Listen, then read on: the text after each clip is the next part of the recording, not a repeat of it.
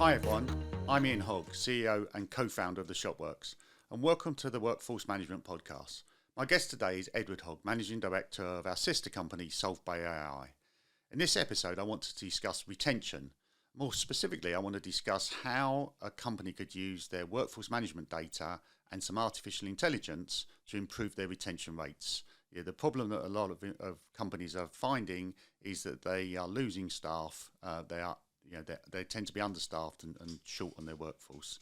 So what we want to do today is just explore how AI can help us overcome that problem. Hi, Ed. Hi. Okay, why don't we start with a bit of an overview? So why workforce management data?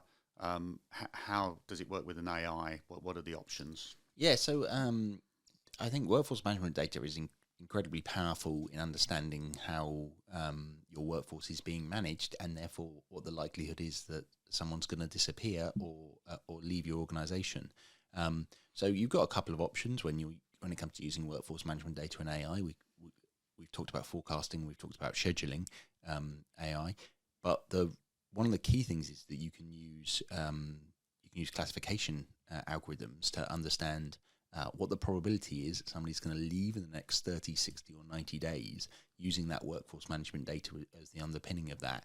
And then also provide a reason why, so that managers and people on the ground can actually make operational changes, whether on a local, a single person level or on a global level across the entire business, to keep your workforce happy, to keep your workforce working for you.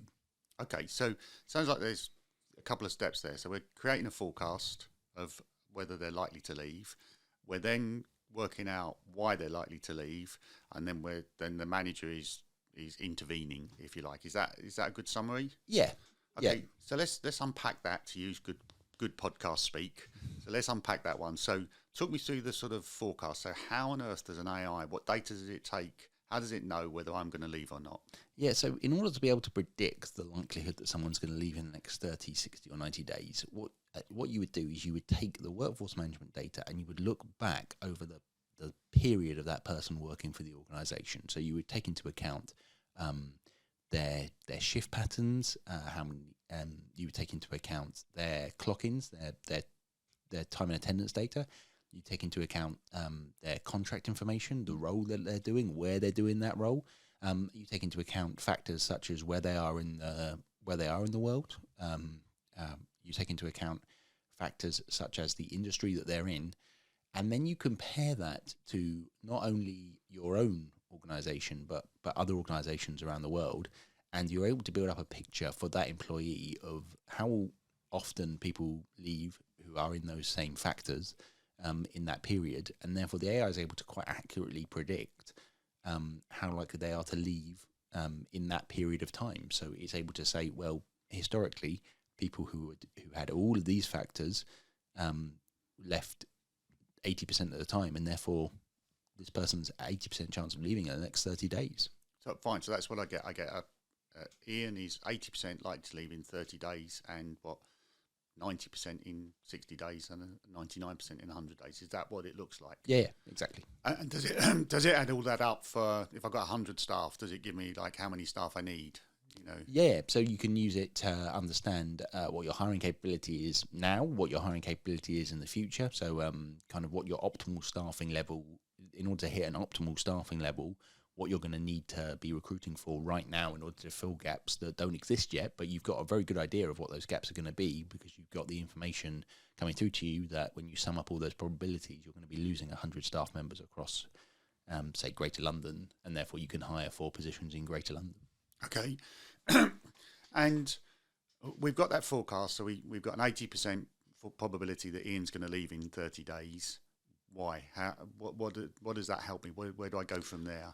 Yeah, so that comes into the actionable intelligence. So being able to provide a manager with a piece of information that says that the reasoning behind it. So the AI looks at lots of different factors and compares those factors to historic data point, and we can present that back to a customer or present that back to a manager who provide them and say, well, they're 80% likely to leave, and they have broken the working time directive recently, or they have taken into account. They've done lots of late shifts in the evening, unsociable shifts that people don't want to be doing.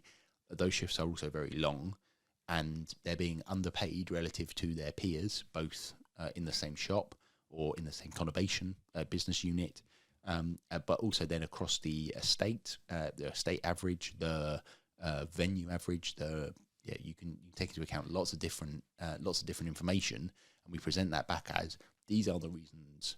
And then you can rank them as to what the AI has used most to make its decision, and provide that back as, so this is the most important factor to go and solve.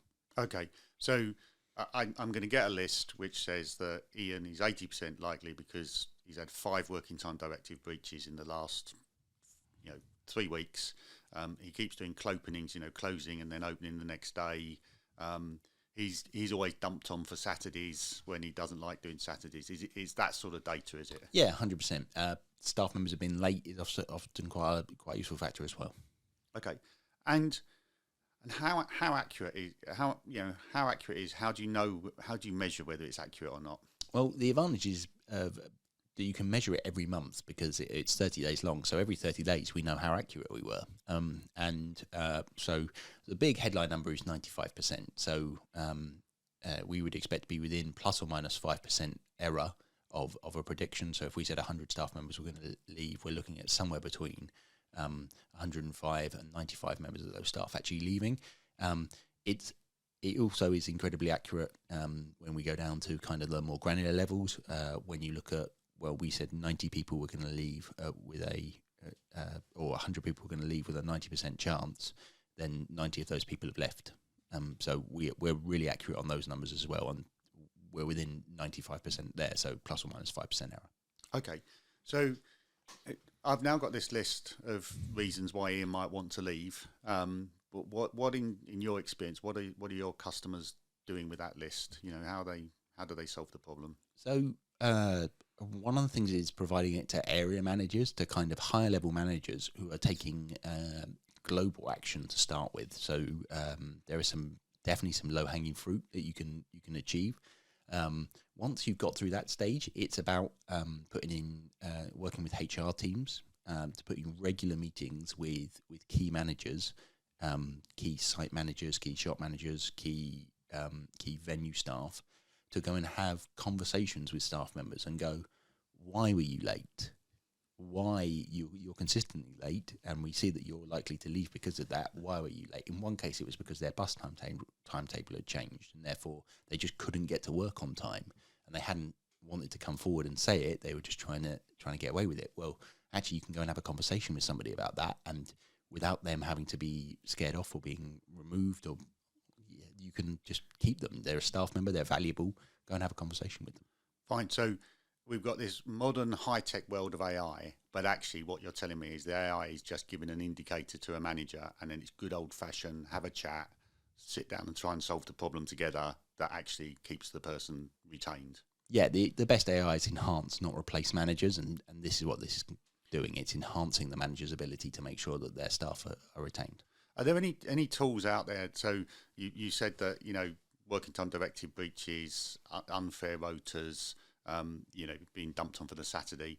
Are there any tools out there that sort of can prevent it happening in the first place, so that you don't even have to have those conversations? Yeah, so coming back to the beginning, scheduling AI is probably we talk about is probably the most useful tool for that, because when you plan a rota, we won't let any of these rules happen. What we do though is that these changes happen naturally, and so retention AI is a part of it. It's a useful thing to have at the end, because people change, people are sick, and then you ask other people to work, and then those people are unhappy because they're working 6 shifts, overtimes, and that they don't want to be working, and you are losing those staff members. And retention AI helps stop that by making sure that you are aware of that. So it's almost like two ends to the same problem. So you've got the retention AI is telling you why they're going to leave and what to do about it, but actually your scheduling AI, or using an auto-scheduling AI, is actually trying to prevent it happening in the first place. 100%. Okay, so, and it's like the feedback loop between the two. They're working together. Yes. Edward, listen, that's fascinating. I think you've written an article for our blog section on this retention AI and all the factors, and we will put a link in the podcast notes as usual. So if people want to actually find out more, they can read the blog article and come back to us if they've got any questions. Yep. Thank you very much.